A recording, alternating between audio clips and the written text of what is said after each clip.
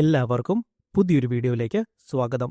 Indian parliamentary നടപടിക്രമങ്ങളിലെ വളരെ പ്രധാനപ്പെട്ട ഒരു ടോപ്പിക്കായ പ്രിവിലേജ് മോഷനെ കുറിച്ചാണ് നമ്മൾ ഇന്ന് അടുത്തറിയുവാനായി പോകുന്നത്. അപ്പോൾ എന്താണ് പ്രിവിലേജ് മോഷൻ? പാർലമെന്റ് അംഗങ്ങൾക്കും സഭയ്ക്കും ചില പ്രത്യേക അവകാശങ്ങളും ആനുകൂല്യങ്ങളും ഭരണഘടന നൽകുന്നുണ്ട്. ഒരു മന്ത്രി ഈ അവകാശങ്ങൾ ലംഘിച്ചു എന്ന് തോന്നുമ്പോൾ സഭയിലെ ഏതൊരംഗത്തിനും കൊണ്ടുവരാൻ സാധിക്കുന്ന ഒന്നാണ് പ്രിവിലേജ് മോഷൻ.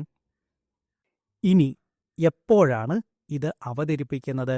ഒരു മന്ത്രി സഭയെ തെറ്റിദ്ധരിപ്പിച്ചു എന്ന് വ്യക്തമാകുമ്പോഴാണ് പ്രധാനമായും ഈ പ്രമേയം കൊണ്ടുവരിക. ഉദാഹരണമായി, വസ്തുതകൾ മറച്ചുവെക്കുക, ഒരു കാര്യത്തെക്കുറിച്ചുള്ള യഥാർത്ഥ വിവരങ്ങൾ അല്ലെങ്കിൽ ഫാക്ടുകൾ സഭയിൽ പറയാതിരിക്കുക. രണ്ടാമതായി, തെറ്റായ വിവരങ്ങൾ നൽകുക, സഭയിൽ തെറ്റായ വിവരങ്ങൾ അവതരിപ്പിക്കുന്നതിലൂടെ. മൂന്നാമതായി, വളച്ചൊടിച്ച വിവരങ്ങൾ നൽകുക, വസ്തുതകളെ വികലമായ രീതിയിൽ അവതരിപ്പിക്കുന്നതിലൂടെ. ചുരുക്കത്തിൽ, സഭയുടെയോ അതിലെ അംഗങ്ങളുടെയോ അവകാശങ്ങളെ മന്ത്രി ഹനിച്ചു എന്ന് തോന്നുമ്പോഴാണ് ഇത് ഉപയോഗിക്കുക. ഈ പ്രമേയത്തിന്റെ പ്രധാന ലക്ഷ്യം ബന്ധപ്പെട്ട മന്ത്രിയെ കുറ്റപ്പെടുത്തുക എന്നതാണ്.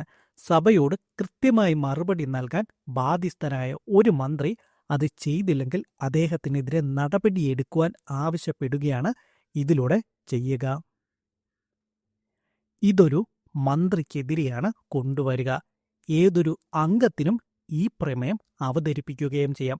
ഇനി ഇത് അനുവദിക്കണമോ വേണ്ടയോ എന്ന് തീരുമാനിക്കുന്നത് സഭയുടെ അധ്യക്ഷനാണ്. സ്പീക്കർ ആയിരിക്കാം, അല്ലെങ്കിൽ ചെയർമാൻ ആയിരിക്കാം. അപ്പോൾ ഇത്രയും കാര്യങ്ങളാണ് നമുക്ക് പ്രിവിലേജ് മോഷനെ കുറിച്ച് അടുത്തറിയുവാനായിട്ട് ഉള്ളത്. ശേഷം നമുക്ക് മറ്റൊരു വീഡിയോയുമായി വീണ്ടും പിന്നീട് കാണാം.